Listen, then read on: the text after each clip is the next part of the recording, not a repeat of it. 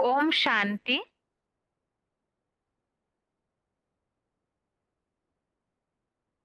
भगवत गीता श्लोक क्लास में आज का श्लोक है 8वें अध्याय का 23वां श्लोक। अध्याय 8 श्लोक नंबर 23। यहाँ पर श्लोकों का टॉपिक चेंज हुआ है। शुक्ल और कृष्ण मार्ग का विषय। तो इसके बारे में आगे के श्लोकों में बताया है। जो भक्ति मार्ग में शुक्ल पक्ष, कृष्ण पक्ष, उत्तरायण, दक्षिणायन आदि बातों का उल्लेख आता है। तो आज का श्लोक है श्लोक नंबर 23। यत्र काले त्वनावृत्तिम आवृत्तिम चैव योगिनः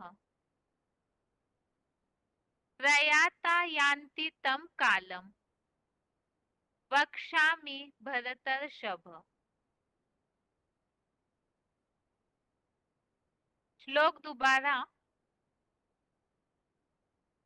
यत्र काले त्वनावृत्तिम आवृत्तिम चैव योगिनः प्रयाता यान्ति तं कालम वक्ष्यामि भरतर्षभ। श्लोक का संधि विच्छेद है। यत्र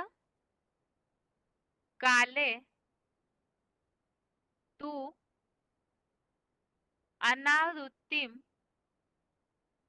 आवृत्तिम च एव योगिनः प्रयाता यान्ति तं कालम वक्ष्यामि भरतर्षभ।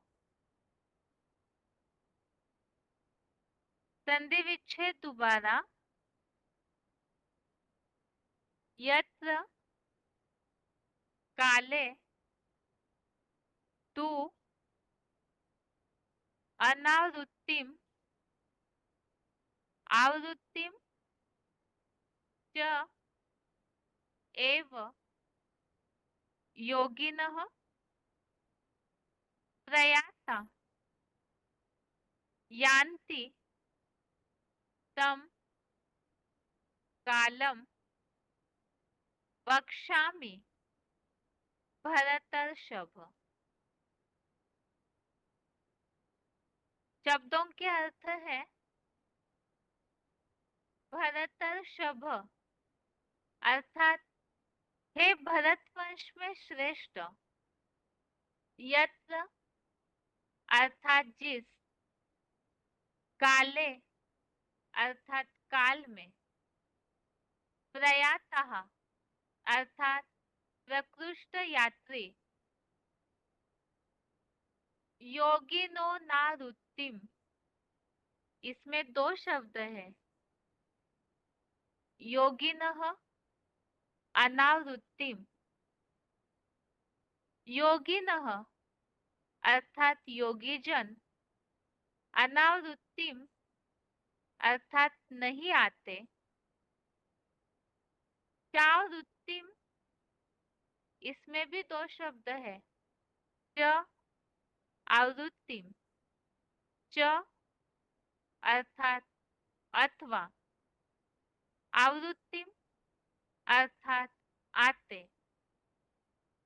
यान्ति अर्थात है, तम अर्थात उस, कालम अर्थात काल को, वक्ष्यामि अर्थात बताऊंगा।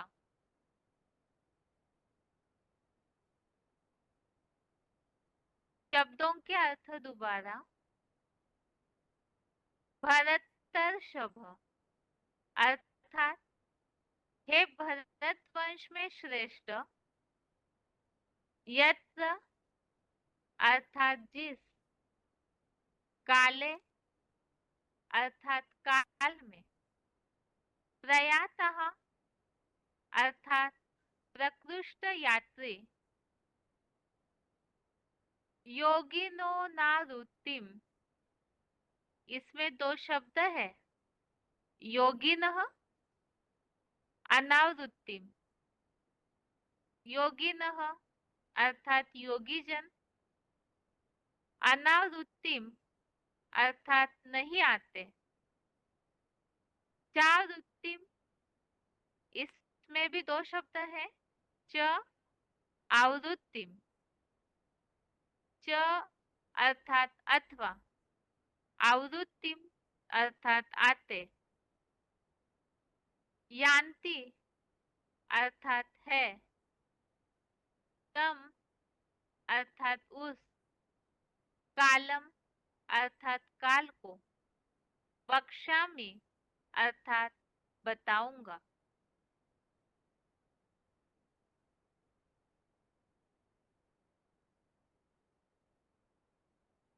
श्लोक का अर्थ है, हे भरत वंश में श्रेष्ठ, जिस काल में प्रकृष्ट यात्री योगी जन नहीं आते अथवा आते हैं, उस काल को बताऊंगा। तो जैसे कि इसके पहले के 8वें अध्याय के श्लोकों में, ज्यादातर पीछे के श्लोकों में एक टॉपिक, एक विषय पर बार बार उल्लेख आया हुआ है, और वो है दिव्य पुरुष के पास पहुंचने का, परम ब्रह्म के पास पहुंचने का और परम धाम पहुंचने का। तो इसमें जैसे कि इसके पहले के श्लोक में ही हमने उल्लेख देखा है, अव्यभिचारी याद के द्वारा ही प्राप्य है। तो ऐसे वहां तो उस विषय के बारे में जो भी उल्लेख आया, उस सृष्टि की आयु के बारे में भी बहुत सी बातें पिछले श्लोक में उल्लेख हमने देखा है।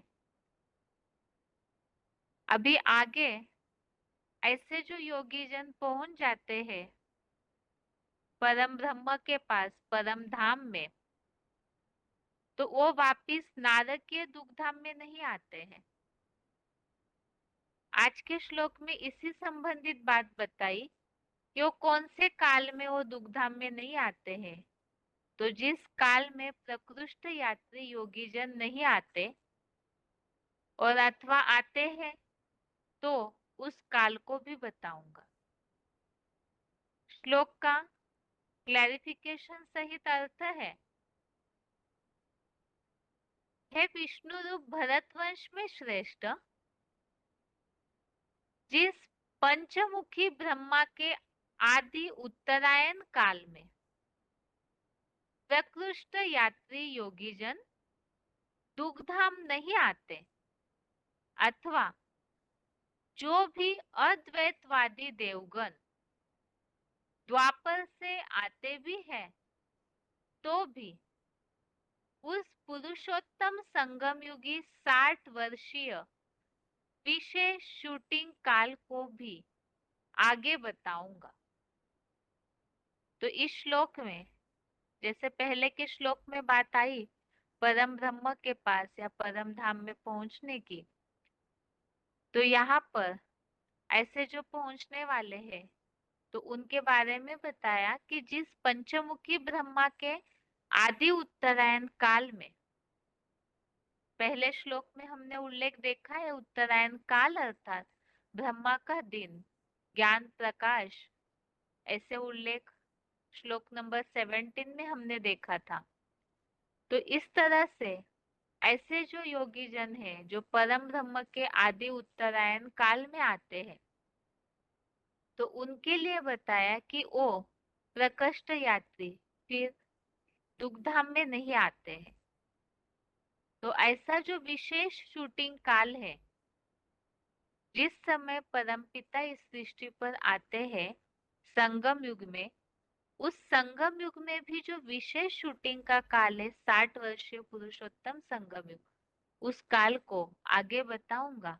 तो आगे के श्लोकों में उसके बारे में उल्लेख आया हुआ है कि प्रकृष्ट जो यात्री है वो किस तरह से कौन सा सफर करते हैं और दुग्धाम में वापस नहीं आते।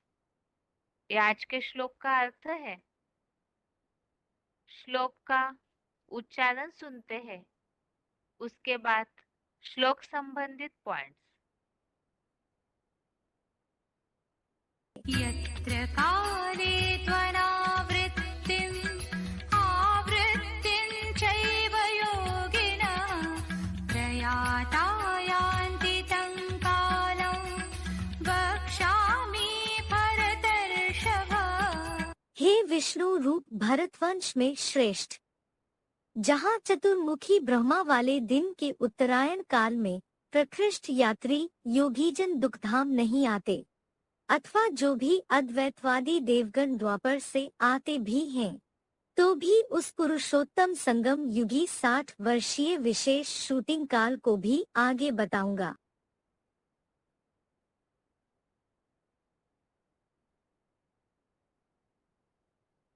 यत्र काले त्वनावृत्तिम् आवृत्तिं चैव योगिनः प्रयाता यान्ति तं कालं वक्ष्यामि भरतर्षभ।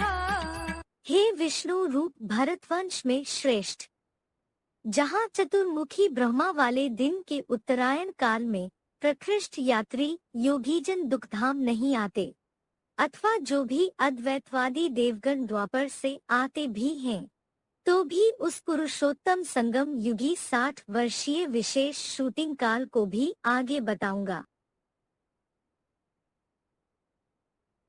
आगे है श्लोक संबंधित पॉइंट्स।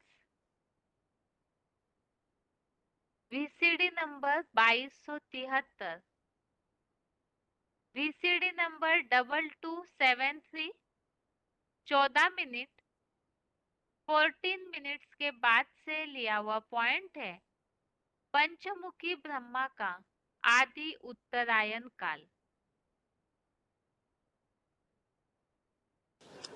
बोला कि सन 76 से ब्रह्मा का दिन शुरू होता है। ब्रह्मा का दिन शुरू होता है।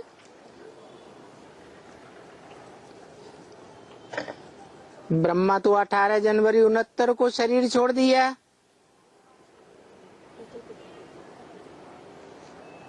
कहते हैं ब्रह्मा 100 साल की उम्र में खत्म हो जाता है।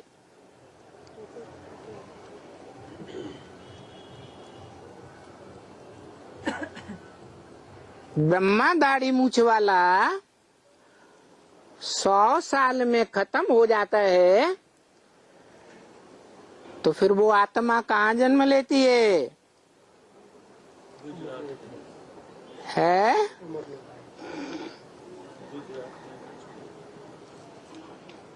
बोला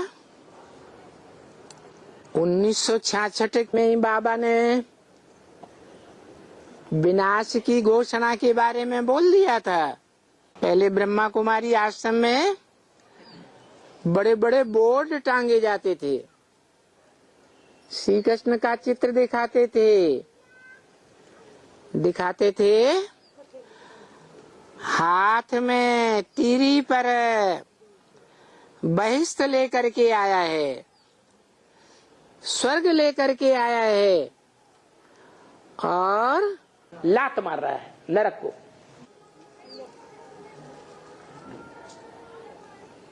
तो देखो 76 के बाद वो चित्र लोप हो गया। बाबा ने बोला सन 76 में विनाश होगा, लक्ष्मी नारायण का दिव्य जन्म रूपी प्रत्यक्षता होगी। जैसे बच्चा बाहर आता है, प्रत्यक्ष होता है दुनिया में, तो जन्म ही तो कहा जाता है। तो ब्राह्मणों की दुनिया में कोई न कोई आत्माएं हैं जिनके मन बुद्धि रूपी पेट से उन आत्माओं का प्रत्यक्षता रूपी जन्म हो जाता है। कौन आत्मा है? दिखाते हैं। कृष्ण ने जन्म लिया तो वसुदेव उसका बाप काली नदी से पार लेकर के गया। टोकरी में डाल करके। तो कौन सी टोकरी की बात है? बुद्धि रूपी टोकरी में वसुदेव ने उस बच्चे को छुपा रखा था। व्यक्त था या अव्यक्त था? है? व्यक्त माने जिसे आंखों से देखा जा सके, और अव्यक्त माने जिसे आंखों से देखा न जा सके, बुद्धि से समझा जा सके। माना वो ब्रह्मा वाली आत्मा, कृष्ण वाली आत्मा और राम के बुद्धि रूपी पेट में विराजमान हो जाती है। जैसे कृष्ण की आत्मा संगम में ब्रह्मा का पार्ट बजाती है, वैसे ही राम की आत्मा त्रिमूर्ति में शंकर का पार्ट बजाती है। तो शंकर के मस्तक पर क्या दिखाते हैं? चंद्रमा। वो ही बात भागवत में दिखाई दी है कि कृष्ण का बाप कृष्ण बच्चे को बुद्धि रूपी टोकरी में रख करके काली नदी से पार ले जाता था। अब बताओ कौन से ब्रह्मा की बात है कि ब्रह्मा 100 वर्ष की आयु में खत्म हो जाता है, दाढ़ी मूछ वाला मनुष्य, और नई दुनिया में जन्म लेता है। तो नई दुनिया में जन्म लेता है तो ब्रह्मा की रात हुई या दिन हुआ? दिन हुआ। तो कौन सी ब्रह्मा की बात है? हैं? हाँ, जिस ब्रह्मा के लिए शास्त्रों में गायन है पंचमुखी ब्रह्मा। एक मुख काट दिया गया तो मुख अलग कर दिया जाए और धड़ अलग कर दिया जाए देह, तो देह भान अलग हो गया और आत्मा अलग हो गई। ये अच्छी बात हुई या खराब बात हुई? देह से आत्मा डिटैच हो जाए तो जो आत्मा देह से जल्दी डिटैच हो जाती है वो पांचवा मुख हुआ।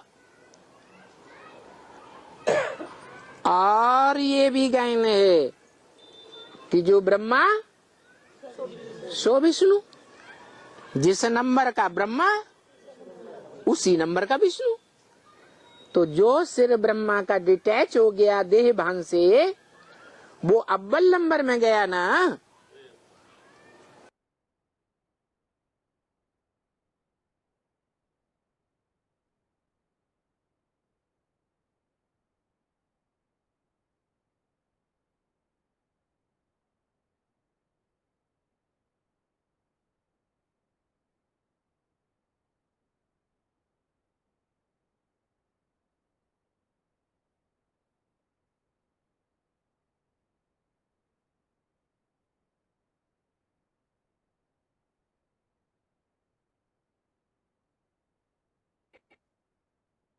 आगे है VCD number 2718, VCD number 2718, 45 minute 45 minutes के बाद से लिया हुआ पॉइंट है उत्तरायण काल के प्रकृष्ट यात्री। और ये याद की यात्रा है, ये तो यात्रा है ना बच्चे। किसकी यात्रा है? आत्मा की यात्रा है। ये कोई देह की जिस्मानी यात्रा नहीं है। इसको कहेंगे रूहानी यात्रा। तो तुम्हारे जो गीत है ना, है क्या गीत है? रात की राही थक मत जाना। तो इस यात्रा पर थक मत जाओ। है? वो थक जाते हैं यात्रा करते करते, तो आंखें बंद हो जाती, होते ही नहीं। कोई की ज्यादा, कोई की कम। थक तो गए ना, तो लंबा टाइम हो गया है। यात्रा करते करते लंबा टाइम हो गया, थक गए। थक मत जाओ, है? ये भूलो मत। क्या नहीं भूलो, है? ये कोई जिस्मानी यात्रा नहीं है, ये तो रूहानी यात्रा है। खड़े नहीं हो जाओ, है? क्योंकि जानते हो इस याद की यात्रा से ही बेड़ा पार है। बेड़ा पार है? कौन सा बेड़ा है? हाँ, कौन सा बेड़ा पार है? कौन से बेड़े में बैठे हो? बेड़ा कहते हैं नाव को, है? जहाज को बेड़ा कहते हैं। तो कौन सा बेड़ा पार है? जिस जेड़े पे बैठते हैं, बैठ के पार जाते हैं। अरे हाँ, ये जो बेड़ा कहो, उसको धनुष कहो, उसको चाप कहो, उसको नाव कहो, क्या कहते हैं? बड़े से बड़ा चंद्रकांत वेदांत कहो, उस पर बैठ के पार जाते हो ना। आगे है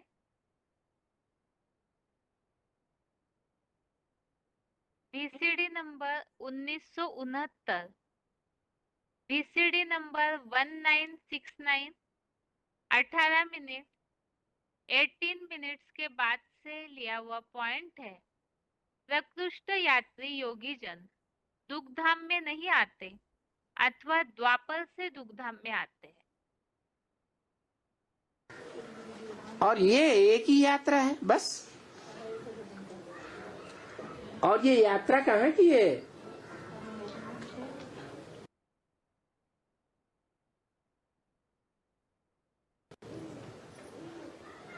है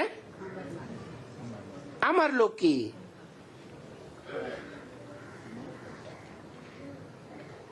वो है मृत्युलोक, जहाँ जन्म जन्मांतर यात्राएं करते हैं। वो मृत्युलोक में यात्रा करते ही रहते हैं। तुमको बाबा अमरलोक की यात्रा कराते हैं, जहाँ से मृत्युलोक में वापस आएंगे ही नहीं। क्या बोला है? यद गत्वा न निवर्तन्ते तद्धाम परमम मम। जहाँ जा करके इस दुख की दुनिया में वापस नहीं आते हैं, वो मेरा परम धाम है।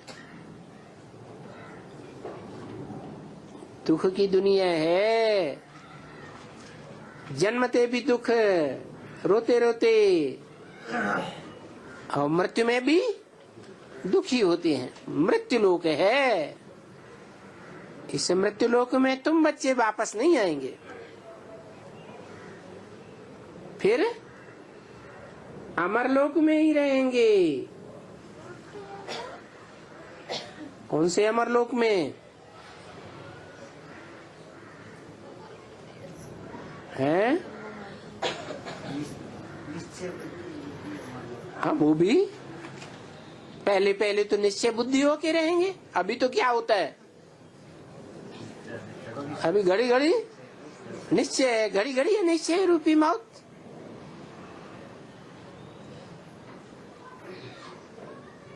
तो जब 21वें जन्म में जावेंगे तो घड़ी घड़ी मौत नहीं होगी, फिर हम अमर लोक में ही रहेंगे। कितना टाइम है? आधा कल्प। अमरलोक स्वर्ग को कहा जाता है। आगे है VCD number 888, VCD number 888, 10 minute 10 minutes के बाद से लिया हुआ पॉइंट है। पुरुषोत्तम संगम युगी 60 वर्षीय विशेष शूटिंग काल।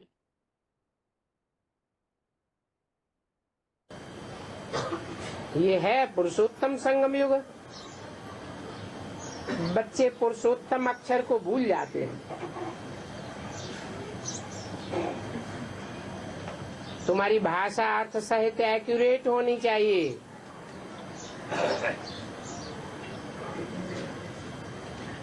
अगर पुरुषोत्तम ही नहीं तो पुरुषोत्तम संगम युग कैसे होगा? जरूर पुरुषोत्तम को जानना पड़े। ये कल्याणकारी पुरुषोत्तम संगम युग है और ये पुरुषोत्तम अक्षर बहुत जरूरी है। इसका अर्थ क्या है? पुरुषों में उत्तम पार्टधारी, उनकी फिर समझानी भी देनी है। ऐसे नहीं कि समझ लिया और खलास। कलयुग अंत के भी मनुष्य देखो, सतयुग आज के भी मनुष्य देखो। कलयुग का अंत और सतयुग के आदि का ये है संगम युग। इनको ही कल्याणकारी पुरुषोत्तम संगम युग कहा जाता है। और जो भी युग होते हैं उनमें तो नीचे ही उतरना होता है। उनको कल्याणकारी नहीं कहेंगे।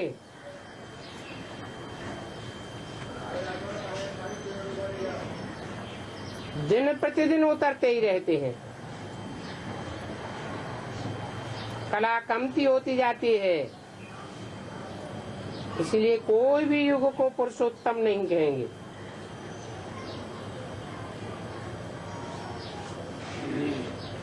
तो पुरुषोत्तम युग कब से कहें?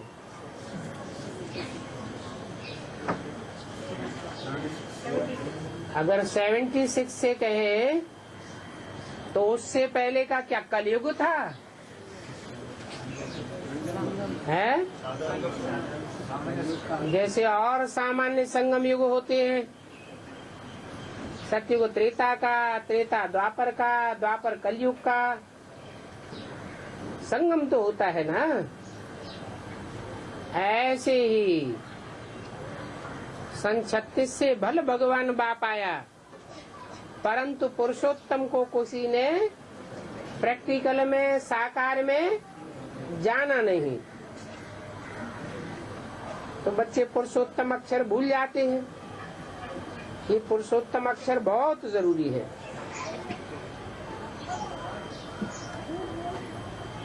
कल्याणकारी पुरुषोत्तम संगम युग। क्योंकि और जो भी युग है उनमें नीचे उतरना होता है। तो 36 के मुकाबले 76 में नीचे उतरना कहें या ऊंचे चढ़ना कहें? है? नीचे उतरना कहें। 36 से लेकर के 76 तक नीचे उतरना हुआ या ऊपर चढ़ना हुआ?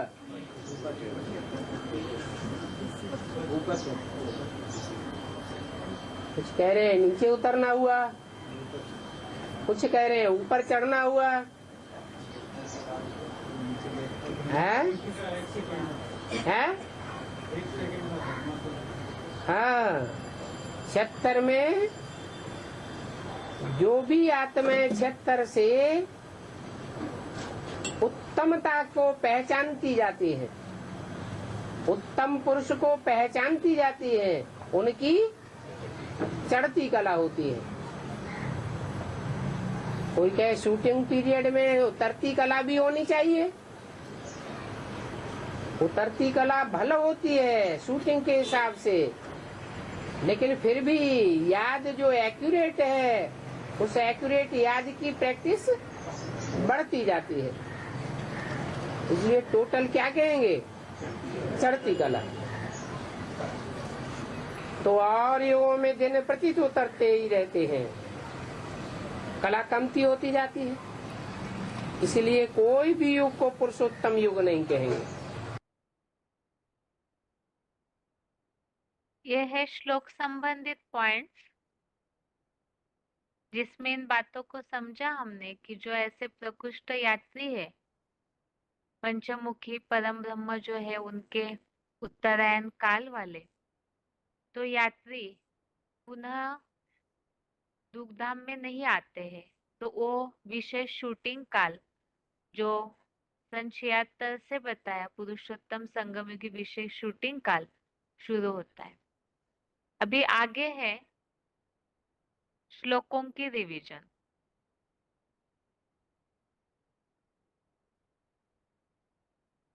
श्लोक टेस्ट के हिसाब से और रिवीजन के हिसाब से श्लोक नंबर है चौथे अध्याय का 13वें से 16वें श्लोक तक, अध्याय 4 का श्लोक नंबर 13 से 16 तक, और 8वें अध्याय का 23वां, अध्याय 8 का श्लोक नंबर 23।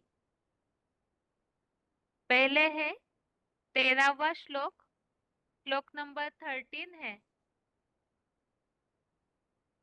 चातुर्वर्ण्यम मया सृष्टम गुण कर्म विभागशः तस्य कर्तारमपि मां विद्य कर्तारम अव्ययम्। अर्थ है कल्प अर्थात चतुर्युगी पहले भी हर व्यक्ति के भावानुकूल मैंने पुरुषोत्तम संगम में हुए गुण कर्म के विभागानुसार नंबरवार 4 वर्णों को रचा था।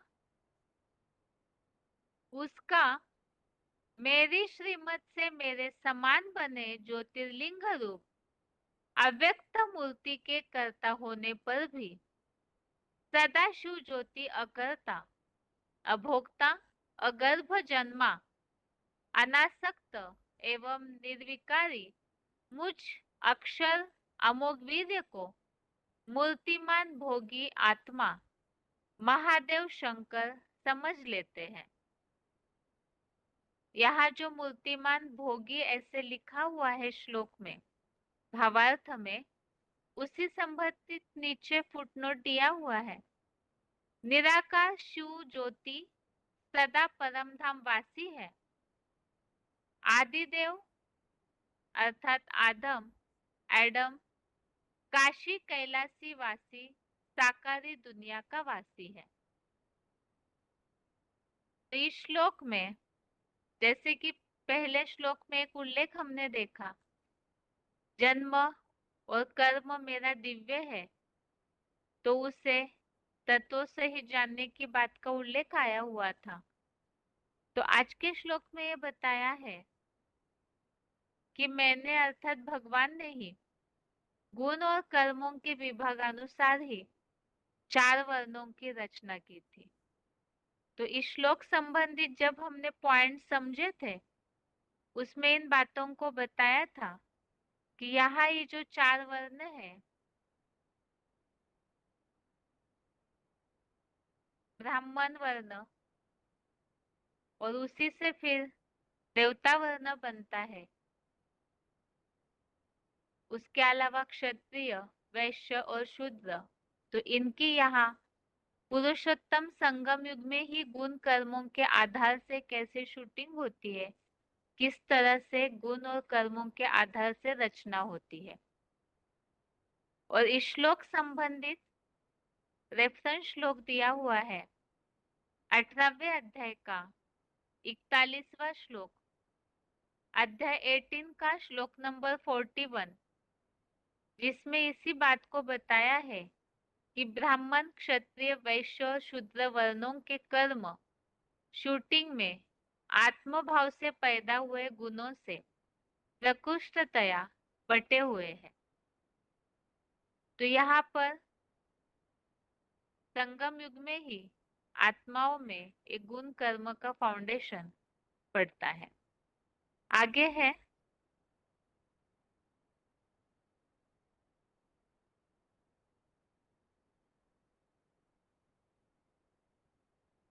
रेफरेंस श्लोक इसी श्लोक के 18वें अध्याय का 42, 43, 44, अध्याय 18 का श्लोक नंबर 42, 43, 44। तो इन सब श्लोकों के भावार्थ में किस तरह से गुण और कर्मों के आधार से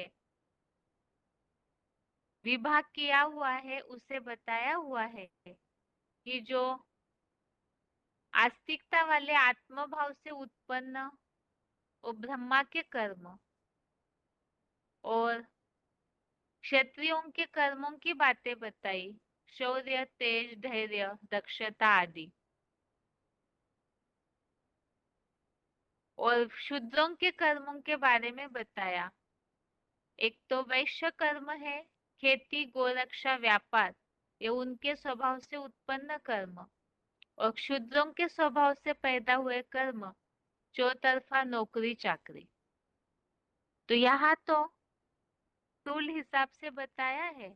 और ये सब कर्मों का विभाग पुरुषोत्तम संगम युग में शूटिंग में उनके गुण और कर्मों के आधार से ही फाउंडेशन डल जाता है। आगे है 14वां श्लोक, अध्याय 4 का श्लोक नंबर 14 है, न माम कर्माणि लिम्पन्ति न मे कर्म फले स्पृहा इति माम यो भी जानाति कर्म भिर्न स बध्यते। अर्थात न मुझको अच्छे बुरे कर्मों का बंधन है, न मुझे कर्मों के फल में कोई प्रकार की इच्छा है। ऐसे जो भली भांति मंथन करके मुझ सदाकाल निर्लिप्त रूप को जान लेता है, वह स्वर्ग प्लस वैकुंठ के 21 जन्म अर्थात सत त्रेतायुगी आधा कल्प कर्मों में नहीं बंधता, वहां सुखी ही रहता है। भगवान का कर्म और जन्म दोनों दिव्य है, लेकिन जैसे बताया कि इस सृष्टि पर आने पर भी परम पिता वो अकर्ता ही है। इसी के बारे में इस श्लोक में बताया है कि भगवान को कोई अच्छे या बुरे कर्मों का बंधन नहीं लगता है और ना ही उनको कर्म फल की कोई इच्छा है। तो इस रूप में जैसे कि 9वें श्लोक में उल्लेख आया था कि मुझे तत्वों से ही जो जानता है वो दुखधाम में वापस नहीं आता, नारकीय दुनिया में नहीं आता है। तो इस श्लोक में भी इसी संबंधित एक और बात बताई कि भगवान तो निर्लिप्त है और जो उन्हें इसी प्रकार भली भांति मंथन के द्वारा जान लेता है कि वे निर्लिप्त है, तो ऐसी आत्माएं वो भी 21 जन्मों के लिए कर्मों में नहीं बंधती, सुखी रहती है। और इस श्लोक संबंधित रेफरेंस श्लोक है 9वें अध्याय का 9वां श्लोक, अध्याय 9 का श्लोक नंबर 9। इसी श्लोक की तरह ही बिल्कुल साम्यता वाला श्लोक है कि वे कर्म मुझ सदाशिव आत्म ज्योति रूप में स्थिर अकर्ता को, उदासीन समान अभोक्ता रहने वाले को नहीं बांधते, क्योंकि मैं उन कर्मों में अनासक्त हूँ। तो परम पिता विधेयी है, निराकारी है, और जैसे कि जन्म मरण के चक्र में नहीं आते, तो इसीलिए ही वो अनासक्त है। आगे है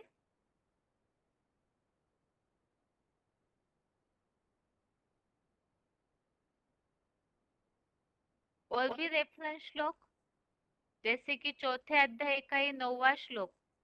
इसमें इस बात को बताया है कि जो मेरे इस दिव्य जन्म और कर्मों को जानता है, तो फिर देह रूप देहभान को त्याग कर इस दुनिया में नारकीय दुखधाम में जन्म नहीं लेता।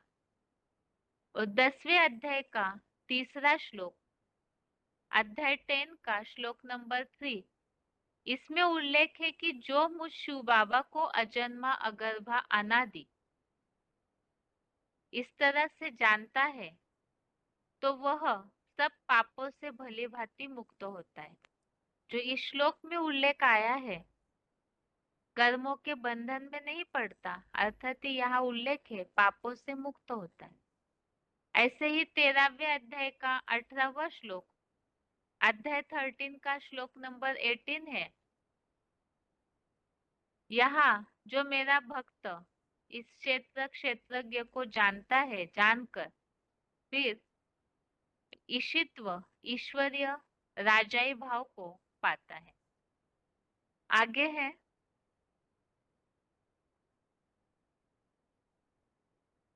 इसी श्लोक संबंधित और भी रेफरेंस श्लोक, 5वें अध्याय का 10वां, अध्याय 5 का श्लोक नंबर 10, परम ब्रह्म आश्रयी आसक्ति त्याग कर कर्म करता है, तो फिर पाप से लिप्त नहीं होता है। अर्थात जो भगवान को जान लेता है, तो उनका जो आश्रय लेता है, उसके परिणाम आसक्ति त्याग कर कर्म करने से पाप से लिप्त नहीं होता। जो अभी पढ़े हुए श्लोक में उल्लेख आया हुआ है, कर्मों में बंधता नहीं है, अर्थात ही पाप से लिप्त नहीं होता। और 18वें अध्याय का 17वां श्लोक, अध्याय 18 का श्लोक नंबर 17, इसमें उल्लेख है जिसका अहंकार भाव नहीं है, जिसकी बुद्धि एक प्रभु के सिवाय कहीं लिप्त नहीं होती, तो वो इन नास्तिक लोगों को मारकर भी नहीं मारता और न बंधायमान होता है। तो इस श्लोक में जो उल्लेख आया है कि जो एक भगवान को जान लेते हैं, उनके निर्लिप्त स्वरूप को जानते हैं, वो कर्मों में नहीं बनते। तो जानना अर्थात ही मंथन करके जिसने जाना, तो उनकी बुद्धि एक भगवान में ही लगी रहेगी, जो इस 18वें अध्याय के श्लोक में है, एक प्रभु के सिवाय कहीं भी बुद्धि लिप्त नहीं होती। तो ऐसी स्थिति वाले ही बंधन में नहीं बनते। आगे है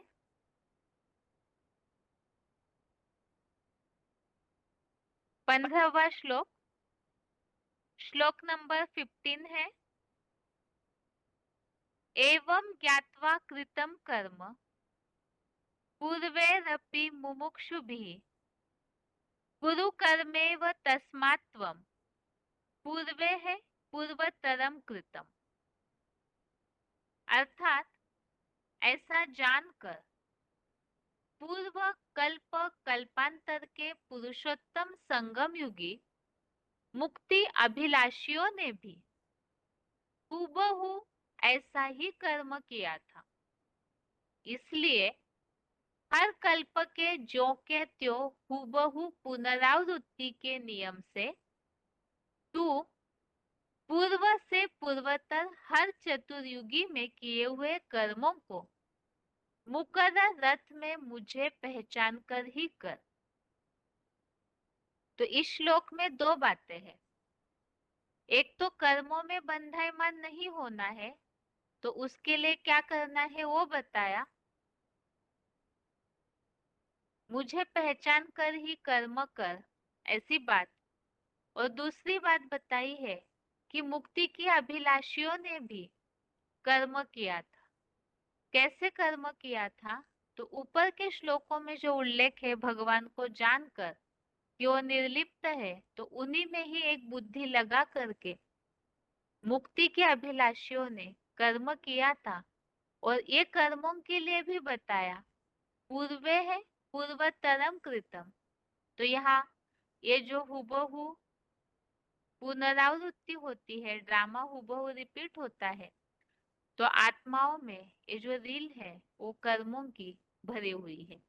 तो यहाँ संगम युग में जो कर्म करते हैं उसी आधार से कल्प कल्प भी वो रील घूमती है, और साथ में भगवान को निर्लिप्त जानकर वैसे कर्म करने से ही फिर जो उल्लेख आया बंधन में नहीं बनते।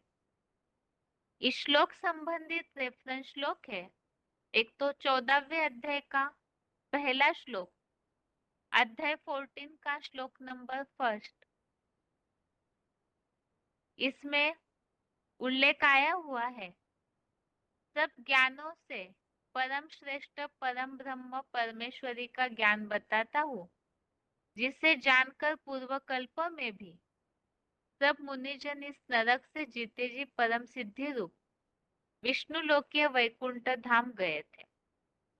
तो इस श्लोक में उल्लेख आया है, यहाँ ज्ञान बताता हूँ अर्थात परमपिता को जान करके, परमपिता के ज्ञान को समझ करके फिर जैसे पूर्व कल्प की तरह कर्म करते हैं तो वो फिर परम सिद्धि को पाते हैं।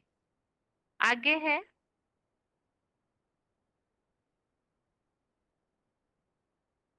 तीसरे अध्याय का 19वां श्लोक। ये जो श्लोक है 3, इन श्लोकों में कर्म से ही सिद्धि प्राप्त होती है। इस संबंधित ये श्लोक रेफरेंस के रूप में लिए हुए हैं, जो कि किस तरह से कर्म करना चाहिए वो उल्लेख है, तो कर्म से ही सिद्धि होती है। इसमें तीसरे अध्याय का 19वां श्लोक, अध्याय 3 का श्लोक नंबर 19 है, जिसमें उल्लेख आया है कि अनासक्त होकर निरंतर करने योग्य कर्म करने से परम पद की प्राप्ति।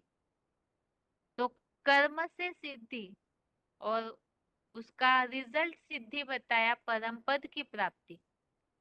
दूसरे अध्याय का 51वां श्लोक, अध्याय 2 का श्लोक नंबर 51 में बताया कि जो शिव बाबा से बुद्धि लगाने वाले ज्ञानी जन है वो कर्म से उत्पन्न फल को त्याग कर बंधनों से विशेष रूप से मुक्त हुए पाप रहित परम पद को पाते हैं। तो कर्म से उत्पन्न फल को त्याग कर तभी ही सिद्धि अर्थात परम पद की प्राप्ति और बंधनों से भी मुक्त। चौथे अध्याय का 23वां श्लोक, अध्याय 4 का श्लोक नंबर 23 है। इसमें बताया आसक्ति रहित बंधन मुक्त ज्ञान में दृढ़ बुद्धि वाले यज्ञ सेवा भाव से चलने वाले के सारे कर्म पूर्णतया नष्ट होते हैं। तो यज्ञ सेवा भाव ये हो गया कर्म और उसकी सिद्धि हो गई, उनके कर्म पूर्णतया नष्ट होते हैं। आगे है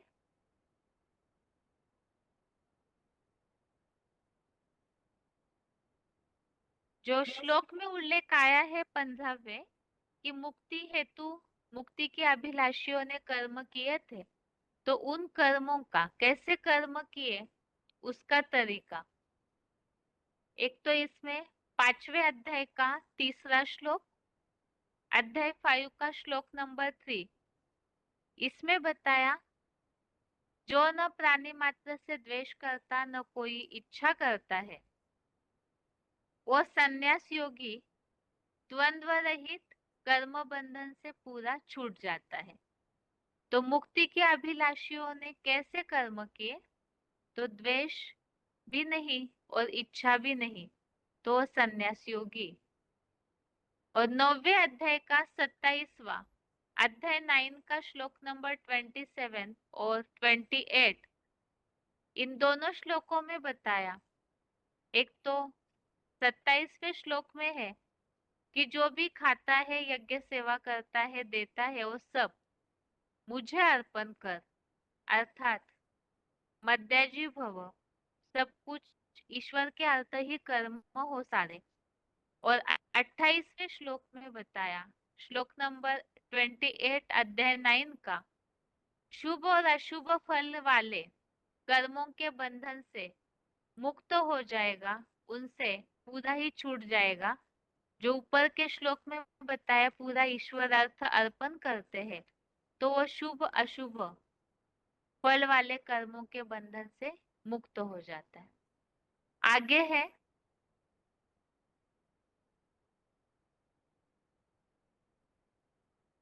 जो श्लोक में उल्लेख आया है, हुबहू पूर्व कल्प की तरह कर्म किए थे, अर्थात ही ड्रामा हुबहू रिपीट होता है। तो इसके लिए ही 11वें अध्याय का 33वां श्लोक, अध्याय 11 का श्लोक नंबर 33, इसमें जैसे उल्लेख आया है पूर्व कल्प में भी, और नीचे जो यहाँ लिखा हुआ है हिस्ट्री रिपीट्स इटसेल्फ, तो पूर्व कल्प में जो भी होता है तो वैसे ही ड्रामा हुबहू रिपीट होता है। आगे है 16वां श्लोक, श्लोक नंबर 16 है, किम कर्मेति कवयोप्यत्र मोहिताः तत्ते कर्म प्रवक्ष्यामि यद ज्ञात्वा मोक्षसे शुभात्। अर्थ है, क्या कर्म है, क्या विकर्म है और क्या अकर्म है, ऐसे कर्म थ्योरी के बारे में 2500 के इतिहास में यहाँ बड़े बड़े न्यायाधीश, ऋषि मुनि आदि विद्वान लोग भी चकरा गए हैं। ऐसे पत्थर बुद्धि बन पड़े, तुझे वह कर्म अकर्म विकर्म का स्वरूप बताता हूँ, जिसे सच्ची गीता संविधान अनुसार जानकर 2500 वर्षीय सत त्रेता के आधा कल्प के लिए अशुभ कर्मों से मुक्त हो जाएगा। तो इसमें बताया कि कर्म की थ्योरी के बारे में, किस तरह कर्म करना है, इसमें सब चकरा जाते हैं। तो न्यायाधीश, ऋषि मुनि आदि विद्वान भी चकराते हैं। और इसका रिजल्ट तो जैसे बेसिक कोर्स में हमने उदाहरण के तौर पे समझा था, सदियां बीत जाती है लेकिन लोगों को न्याय नहीं मिल पाता है। जो सामाजिक अव्यवस्था है, तो उसका मूल कारण जो है, क्योंकि कर्म की थ्योरी को कोई जानते नहीं, पत्थर बुद्धि है। तो भगवान जो प्राचीन युग की शिक्षा दे रहे हैं, जब पहले के श्लोकों में हमने उल्लेख देखा कि वो प्राचीन योग की शिक्षा जो है वो लोप हो गई है, तो इसी में ही भगवान जो कर्म अकर्म विकर्म की गति स्वरूप समझाते हैं, तो वो समझने के बाद अशुभ कर्मों से मुक्त हो जाते हैं। और इस संबंधित रेफरेंस श्लोक है, एक तो 9वें अध्याय का पहला श्लोक, अध्याय 9 श्लोक नंबर 1, इसमें उल्लेख आया है, दैवी गुणों में दोष न देखने वाले तुझको योग रूपी विशेष ज्ञान, अर्थात विज्ञान सहित अत्यंत गुप्त इस ज्ञान को बताऊंगा, जिसे जानकर पाप दुख से मुक्त होगा। तो कर्मों की गति को भगवान कैसे बताते हैं? ज्ञान बताते हैं, और उस ज्ञान को जानकर उस पर चलकर रास्ते पर पाप या दुख से मुक्त होते हैं। आगे है,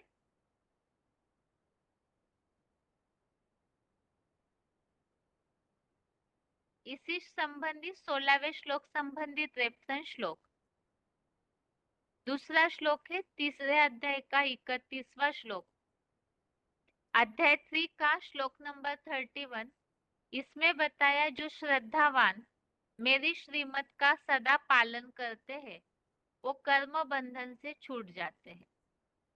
14वें अध्याय का पहला श्लोक, अध्याय 14 का श्लोक नंबर 1, इसमें बताया सब ज्ञानों से परम श्रेष्ठ ज्ञान बताता हूँ, जिसे जानकर परम सिद्धि रूप वैकुंठ धाम गए थे। 16वें अध्याय का 24वां श्लोक, अध्याय 16 का श्लोक नंबर 24, इसमें बताया है कार्य अकार्य का फैसला करने में शास्त्रीय प्रमाण को जानकर यहाँ सर्वशास्त्र शिरोमणि संविधान में कहा कर्म ही करने योग्य है। और 18वें अध्याय का 58वां श्लोक, अध्याय 18 का श्लोक नंबर 58 में बताया मेरी प्रसन्नता से सब विघ्न रूप दुर्गों रुकावटों को पार करेगा, और यदि अहंकार के कारण मेरी बात नहीं सुनेगा तो सर्वथा नष्ट होगा। आगे है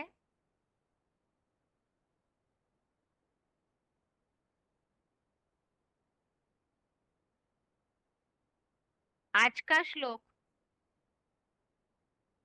जो 8वें अध्याय का हमने आज पढ़ा, 23वां श्लोक,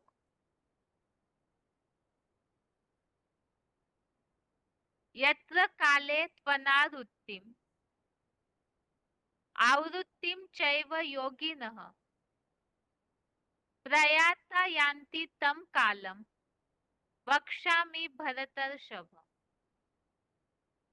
अर्थात हे विष्णु रूप भरत वंश में श्रेष्ठ, जिस पंचमुखी ब्रह्मा के आदि उत्तरायण काल में प्रकृष्ट यात्री योगी जन दुग्धाम नहीं आते, अथवा जो भी अद्वैतवादी देवगण द्वापर से आते भी हैं, तो भी उस पुरुषोत्तम संगम युगी 60 वर्षीय विशेष शूटिंग काल को भी आगे बताऊंगा। तो इस संबंधी जैसे कि हमने बातें समझी है, एक तो पंचमुखी ब्रह्मा का आदि उत्तरायण काल, जो ब्रह्मा के दिन से शुरू होता है ज्ञान प्रकाश से, और प्रकृष्ट यात्री जो है वो उस परम ब्रह्म का आधार लेकर के इस रूहानी यात्रा से जब बेड़ा पार करते हैं तो वापिस परम ब्रह्म के पास पहुंचने वाले ऐसे रूहानी यात्री दुग्धाम में नहीं आते हैं।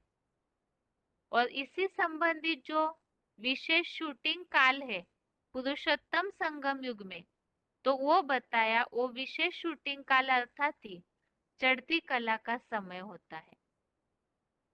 इस तरह से ये श्लोक संबंधित अर्थ और पॉइंट्स और साथ में रिवीजन हुई।